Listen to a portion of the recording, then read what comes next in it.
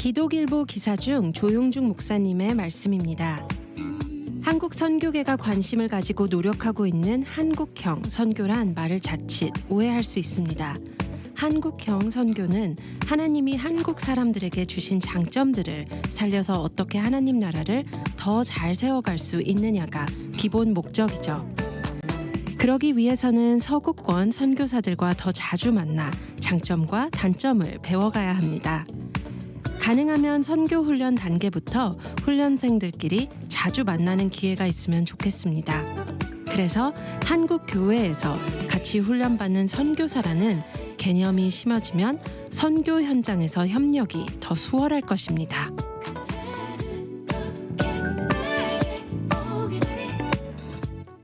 안녕하세요. GBC 아침마당의 김주연입니다. 환영합니다. 팬데믹 후에 각 나라 정부의 통제와 핍박이 피할 길이 없습니다. 팬데믹으로 선교의 구조적 분야가 바뀌고 있습니다. 언택트 시대의 온라인 선교 사역 방법 등 또한 포스트 코로나 시대의 선교 전망 등을 꾸준히 연구하고 방향성을 누구보다 앞장서서 리드하는 조용중 목사님을 모셨습니다. 목사님 안녕하세요. 네, 안녕하십니까. 네, 목사님 우선 우리 청취자분들께 인사드림과 또 동시에 축하드립니다. 얼마 전 5월 29일에 기독교 한인 세계 선교협의회 KWMC 4대 사무총장님으로 선임하셨잖아요. 축하드립니다. 네, 감사합니다. 네, 목사님 저희 청취자분들께 인사 소개 말씀 부탁드리겠습니다. 네, 청취자 여러분, 주 예수 그리스도의 이름으로 문안드립니다. 네, 조용중 선교사입니다. 네, 저는 조용중 선교사 지난 87년 선교사로 파송받고 이제 보니까 상당히 오랜 기간 네. 선교사로 살아왔기 때문에 선교사라고 하는 것이 저에게는 가장 감사한 일이고 또 이렇게 복음 방송에서 초청해 주셔서 참 감사하게 생각합니다. 와, 저희 스튜디오를 찾아주셔서 제가 더 감사드려요. 네, 목사님께서 필리핀 선교사로서 또 미국 트리니티 복음주의 신학교에서 폴 히버트 교수 지도로 초문화학 박사학위 취득 등 조동진 박사님과 함께 아시아 선교운동, 비서국원 선교운동 그리고 이전 전 세계 한인 선교사들의 네트워크인 한인 세계 선교사회 KWMF 사무총장과 회장을 역임하셨으며 한국교회 대표 선교 기구인 한국세계선교협의회 KWMA 사무총장에 이어 기독교 한인세계 선교협의회 KWMC 4대 사무총장님 자리까지 이러한 여러 발자취가 한국 선교를 발전시키고 또 더 필요한 곳에 부르심을 받으시고 나아가시지 않았나 생각이 들어요. 이렇게 걸어오신 발걸음을 짧게 회상하시면서 어떤 생각이 드시는지 궁금합니다.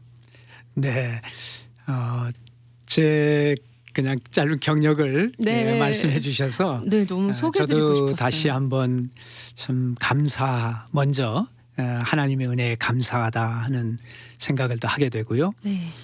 저 같은 사람이 어떻게 하나님 앞에 이렇게 쓰임을 받을 수 있을까? 또 이번에도 다시 또 부름을 받아서 섬길 수 있는 기회를 가지게 된 것을 정말 감사하다. 이것이 하나님의 은혜구나 하는 것을 생각하게 됩니다. 저는 뭐 예수님 믿는 가정에서 태어난 것도 아니고 아주 또 어려서부터 뭐 자발적으로 교회를 나가서 예수님 믿게 된 것도 아니고 청년 때에 예수님을 만나고 정말 획기적인 변화를 경험하고 내가 알지 못했을 때 이런 방황하는 삶을 살았는데 예수 그리스도를 알고 나니까 나에게 삶의 목표가 생겼고 또 내가 무엇 때문에 살아야 하는지를 알게 되어서 그때부터 자연스럽게 주위의 사람들에게 복음을 전하다가 보니까 열방의 사람들이 그것을 알지 못하고 있는 것을 듣고 보면서 선교사의 길을 가게 됐습니다. 네. 그래서 오늘까지 이렇게 이끌어 주신 하나님의 은혜를 생각하면은 너무나도 감사하고 항상 주님도 나 같은 사람도 쓰시는구나 하는 생각을 하면서 섬기고 있습니다. 그 수많은 기간 동안 굉장히 기억에 남고 또 뜻깊은 은혜가 있다면 저희 한 가지라도 좀 나눠주실 네. 수 있을까요? 뭐 많은 이제 그럼요. 순간순간이 있었겠지만 제가 네. 처음 선교사로 부름이라고 할까요? 네. 이런 부름을 저는 어떤 외국 선교사님이 한국에 오셔가지고 전 세계에 복음을 듣지 못하는 사람들이 죽어가고 있는데 이 사람들에게 누군가는 가서 복음을 전해줘야 된다. 그래야 그들이 복음을 들을 수 있을 거 아니냐 하는 도전을 하면서 여러분 가운데 선교사로 나갈 사람 손들라고 하니까 네. 저는 그때 예수님 믿은 지 얼마 안 돼가지고 뭐 손을 들 수도 없고 맨 뒷자리에 앉아가지고 한 70여 명 정도 모인 그러한 모임이었는데 네네. 맨 뒷자리에 앉아서 보니까 내 앞에 있는 사람 모두가 손을 드는 거예요. 야, 저 사람들은 정말 좋겠다. 선교사로 나가겠다고 하는 마음을 표시할 수 있을 만큼 준비가 된 사람들이니까 그랬는데 그 다음에 보니까 손든 사람 일어나라고 하니까 저 빼고 다 일어나는데 네. 너무나 저는 부끄러워가지고 고개를 푹 숙이고 거의 뭐 땅바닥에 머리가 닿듯이 그렇게 숙이면서 제 마음속에 하나님 나는 아무것도 준비된 게 없는데 혹시 나 같은 사람이라도 필요하시면 써주세요. 저는 그게 무슨 뜻인지도 몰랐어요. 네. 그 정도로 혹시 나 같은 사람이라도 필요하시면 써주세요. 그 고백을 하나님은 들으시고 10여 년 후에 선교사로 네. 파송을 받게 하셨고 오늘까지 내가 계획하고 내가 하고 싶은 일들이 아니라 정말 하나님께서는 주위의 모든 환경들을 통해서 저를 걸음걸음 인도하시고 오늘에 이르도록 해주셨다 하는 생각을 할 때마다 네. 참 에베네젤의 하나님 은혜 그리고 끊임없이 부족하고 또 넘어지기도 잘하고 네. 참 실수하고 연약한 저 같은 사람을 약속하신 대로 임마누엘 되시어서 붙잡아 주시오. 오늘도 함께 해주신다는 생각을 할 때마다 저는 고맙고 감사합니다. 와, 아멘.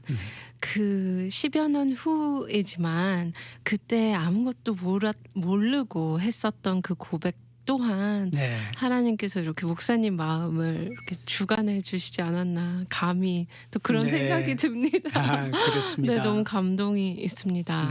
네. 참 저희 삶에 그때는 정말 제가 그 말이 어떤 뜻을 가지고 있는지도 네. 모르지만 진실한 마음으로 네. 하나님 나는 지금까지 내 삶은 정말 허비하고 뭘 향해서 갈지도 모르는 뭐 세상의 성공 네. 뭐 그게 이제 우리 삶의 마치 목표가 되는 것처럼 네. 이렇게 살아왔지만 정말 주님이 나를 만드셨고 오히려 하나님께서 나를 만드신 목적이 있을 텐데 그 하나님 목적에 맞는 삶을 살고 싶습니다. 그것이 최선의 삶이 아니겠나 하는 믿음을 주시고 그 길에 순종할 수 있도록 인도해 주신 것을 생각하면은 정말 감사하죠. 아멘. 네. 감사합니다. 예전 2018년 부산 수영로 교회에서 열린 KWMA 선교대회 및 7차 선교 전략회의에서 이미 4차 산업혁명 시대의 주 예수 그리스도라는 주제로 선교 운동을 이끌어 나가신 것을 들었는데요. 네.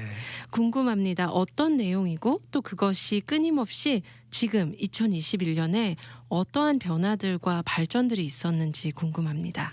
네. 저희가 이제 2018년에 그때는 제가 KWMA 한국에 있는 모든 선교 단체들 네. 그리고 교단의 선교부 그리고 대형 교회 선교 부서들이 같이 회원으로 모아 있는 이제 한국 세계 선교 협의회인데요. 네. 그 KWMA 사무총장을 맡아서 한국 교회가 지금 앞으로 세계 선교를 어떻게 감당해야 될 것인가 하는 것을 논의하면서 이제 전략을 세우는 그러한 선교 전략 회의고 네. 선교 대회인데요. 네. 거기에서 주님 앞에 기도하면서 이제는 4차 산업혁명 시대가 도래했다. 근데 2018년만 해도 뭐 4차 산업혁명이 그게 우리하고 뭐 그렇게 관계가 있을까? 맞아요. 그리고 뭐 선교지에는 아직도 뭐 핸드폰도 제대로 갖지 않는 사람들이 많은데 인터넷도 안 되는 지역도 많은데 네. 이제 이런 생각을 하고 있었던 거죠. 네. 그런데 기도하면서 저희들이 아니다. 4차 산업혁명은 우리가 막는다고 해서 안 오는 것이 아니라 이미 도래했다라는 생각을 하게 됐고 또 이것을 준비하기 위해서 그러면은 우리는 어떤 자세를 가지고 살아야 되는가 이러면서 이제 저희는 그 4차 산업혁명 시대의 주 예수 그리스도라는 주제로 네. 4차 산업혁명 시대를 맞이할 준비를 하게 된 거죠. 그때 이제 저는 그 주제 발표로 우리가 이 4차 산업혁명 시대를 맞이하면서 저희는 모든 것이 연결되어 있는 초연결 사회, 뭐 슈퍼 커넥티비티라고 얘기를 하고 모든 것을 아는 슈퍼 인텔리전트 뭐 사회다. 그러면서 또 쉐어링하는 서로 공유하는 그런 사회다. 이런 거를 이제 많이 얘기를 했습니다. 네. 그런데 그런 사회가 올 때에 그러면 우리 기독교 특히 선교를 하는 우리 사람들은 어떻게 해야 되겠는가. 이때 그 자세를 저는 세 가지를 제안을 했었어요. 제안을 드린 게 첫 번째는 창의적 확장성을 가져야 됩니다. 그 창의적 확장성을 갖는 것은 뭐냐면 우리가 전통적인 교회는 이런 거야. 또 선교는 이런 것이야. 선교는 이렇게 해야 되는 것이야. 라고 하는 이 전통적인 그 범위 안에 바운더리 안에서만 있어가지고는 4차 산업혁명 시대를 이끌어가지 못합니다. 이 4차 산업혁명 시대에는 우리가 창조성은 하나님께서 주신 것이기 때문에 그런 창조적인 마인드를 넓혀서 모든 것을 다 가까이 하는 이 우리에게 다가서는 이 시대를 더 잘 섬겨가기 위해서는 우리의 사고를 더욱더 창의적으로 하고 더욱더 확장시켜야 됩니다. 그것은 모든 방법들도 우리가 받아들일 수 있어야 되고 그리고 모든 자원들도 기존에는 안수받은 목사, 선교사 만약에 그랬다면 이제는 안수를 받지 않은 평신도 젊은이 심지어는 아동에 이르기까지 아니면 또 리타이어 했다고 하는 노인에 이르기까지 모든 자원들까지도 확장을 해야 됩니다. 그게 이제 선교의 자원입니다. 그래서 선교의 방법이라든지 자원이라든지 이러한 크리에이티브 expandability, 창의적 확장성을 가져야 된다. 그렇게 하고 두 번째는 저희가 이제 오픈 마인드를 가져야 되는데 이것은 의도적 개방성이 필요합니다. 예수님께서 사마리아 여인을 찾아가셨던 것처럼 의도적으로 우리가 우리의 자신을 열고 사람들을 받아들이지 않으면 또 우리가 의도적으로 찾아가지 않으면 복음은 퍼져지지 않습니다. 그렇기 때문에 의도적으로 우리 자신을 개방하고 의도적으로 찾아가는 일이 필요합니다. 그래서 두 번째 자세가 의도적 개방성이고요. 세 번째는 관계적 공동체성이 필요합니다. 이 4차 산업혁명 시대일수록 사람들은 더욱더 메마르고 모든 것이 다 연결되어 있기는 한데 아무것하고도 제대로 연결된 것이 없는 그러한 외로움을 경험하게 될 겁니다. 그런데 우리가 이번에 코로나 사태를 보면서 이게 사실이구나.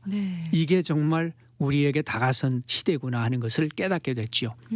그래서 이 관계적 공동체성 이거는 바로 초대교회에 있었던 그 코이노니아 우리 교회의 본 모습인데 이것이 꼭 교회라고 하는 어떤 피지컬한 바운더리 안에서의 교회만 아니라 우리의 작은 교회, 우리의 가정, 또 이것이 우리의 셀 이러한 모든 것들이 관계적으로 맺어져야 되는 공동체를 살려줘야 된다라고 하는 것을 강조드렸습니다. 그런데 우리가 1년 후에 바로 2020년에 코로나 이 사태를 맞이하면서 이게 정말 피할 수 없는 4차 산업혁명 시대를 우리가 이제 살아가고 있고 그 안에서 가장 필요한 것이 바로 이런 것들이라는 것을 다시 한번 우리의 재확인을 하는 기회가 됐습니다. 그래서 정말 감사하게 생각한 것은 우리가 이런 것을 좀 앞서 볼 수 있도록 도와주셨고 준비할 수 있도록 해주셨는데 아직까지 뭐 부족한 점이 많지만 이 방향으로 저희들이 계속해서 준비하고 이런 일들을 해가려고 생각을 하고 있습니다. 네, 목사님께서 말씀해주신 그 세 가지 창의성, 확장성, 또 오픈 마인드, 의도적 개방성, 또 세 번째 관계적인 공동체성. 네, 이 부분들이 저도 정말 너무 공감되는 키워드인 것 같아요. 네. 네, 그렇다면 코로나19 이후 또 그 많은 방향성들이 전환되고 또 더 디벨롭되지 않았을까 생각이 드는데요. 네.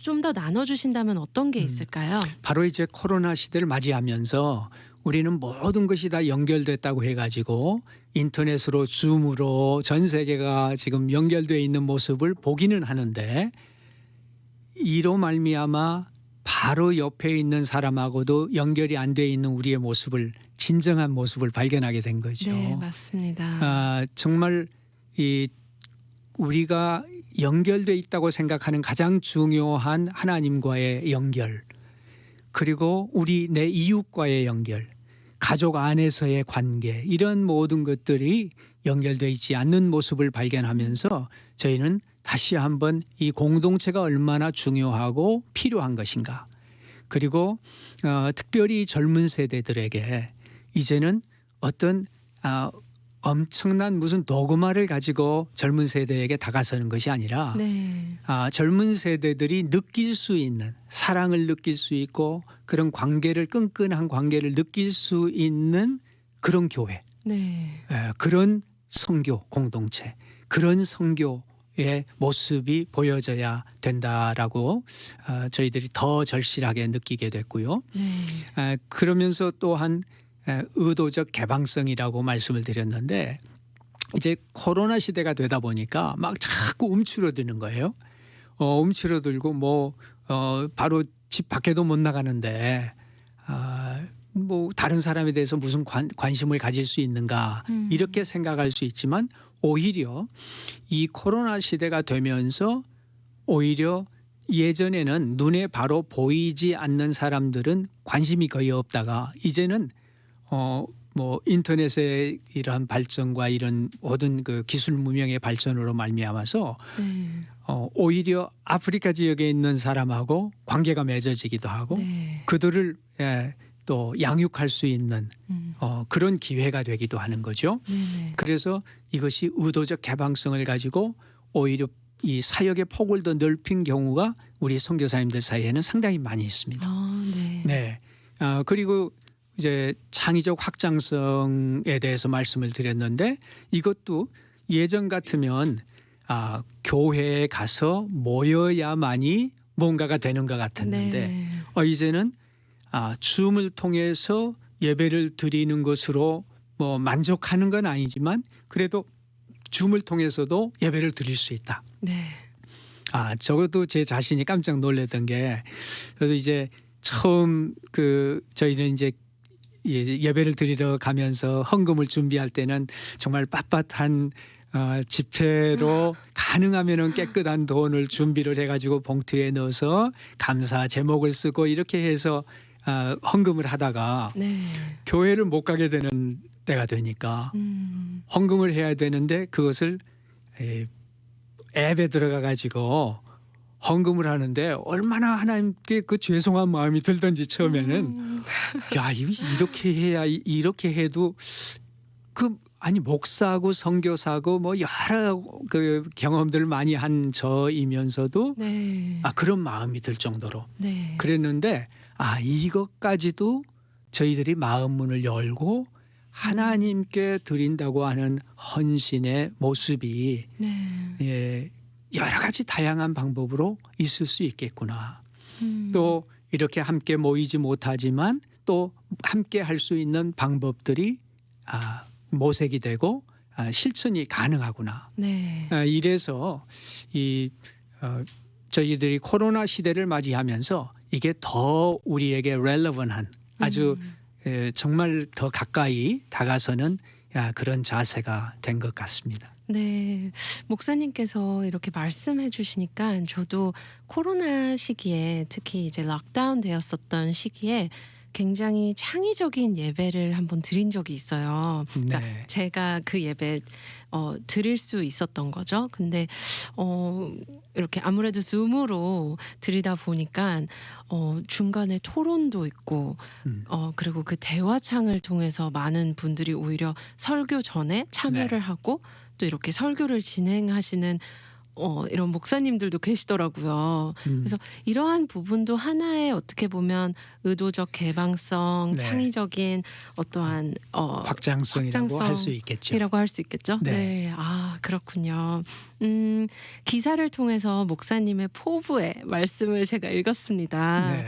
현장의 선교사들, 한국 교회의 선교 운동과 미주 한인 교회와 강한 연합을 통하여 전 세계 한인 디아스포라 선교 운동 활성화와 다음 세대로 이어가는 선교 운동 계승에 힘쓰겠다. 제가 이걸 네. 읽으면서 열정과 사랑이 느껴졌어요.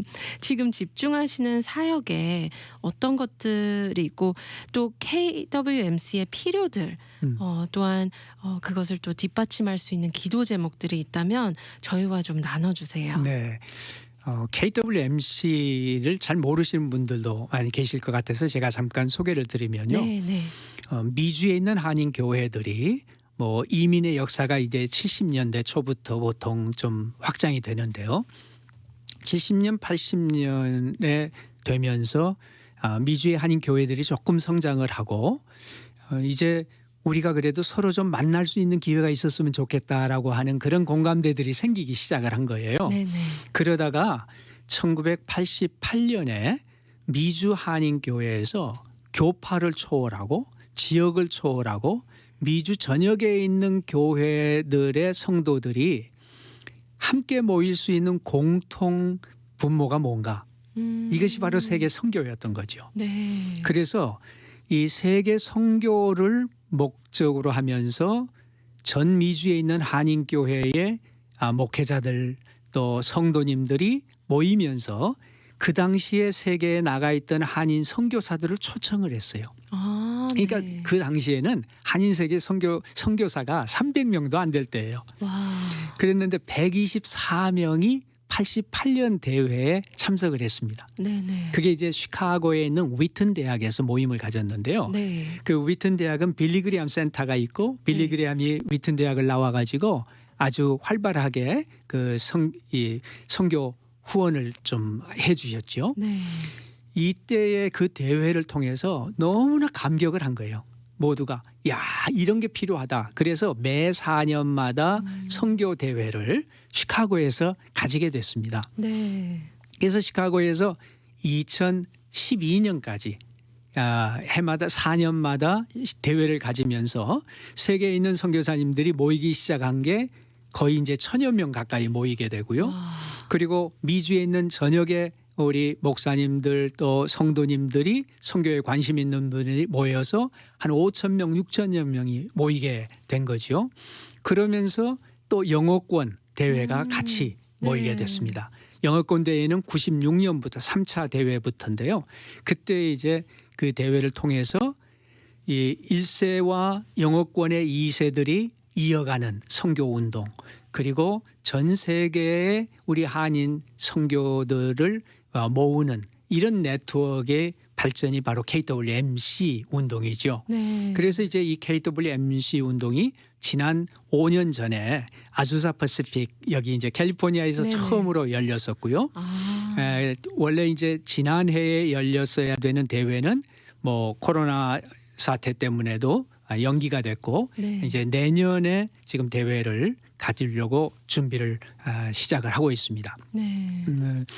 그런데 이제 저는 이 KWMC 이런 그동안 이 디아스포라 한인 특별히 미주 한인 교회를 통해서 하나님이 세계 선교를 이끌어 가셨던 그 운동을 섬기게 됐습니다. 그래서 이 캘리포니아 지역에는 뭐 오피스도 없었고 이제 처음으로 제가 이곳에 지금 한국에서 이쪽으로 이제 이사를 와야 되고 네. 아직 이사 오지도 못했는데 네네. 그래서 저는 뭐 주거할 것도 필요하고요.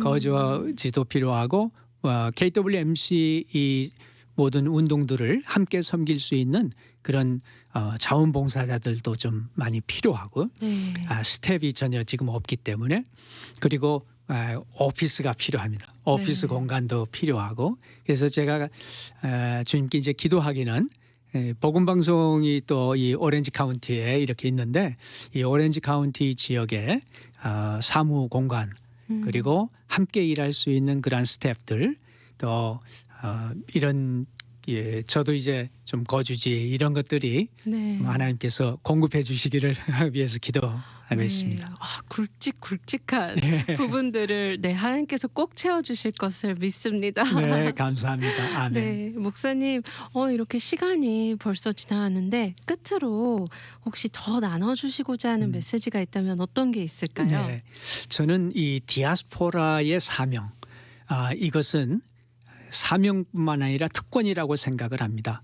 하나님께서 우리를 거주할 이 경계를 정하셨다 그랬는데 우리가 원해서 왔던 아니면 원치 않아도 오게 되었던 디아스포라의 삶을 살게 된 미주 한인들에게 주시는 하나님의 특별한 사명은 바로 축복의 통로로 살아가라라는 아브라함에게 주신 사명이라고 생각을 합니다. 지금까지도 그런 사명감을 가지고 살아오셨겠지만 앞으로 우리 KWMC의 이 운동과 함께 우리 디아스포라 한인 교회들이 세계 선교에 앞장서는 그래서 정말 이 마지막 시대를 보람 있게 그리고 1세대뿐만 아니라 다음 세대에 이어가는 선교 운동이 지속되도록 함께 기도하고 또 주님의 많은 그러한 축복을 받는 여러분과 제가 되기를 바랍니다. 아멘. 감사합니다, 목사님. 그리고 나눠주셨던 기도 제목들 저도 기억하고 같이 함께 응원하고 기도하겠습니다. 감사합니다. 네. 그리고 오늘 귀한 시간 내주셔서 감사합니다. 감사합니다.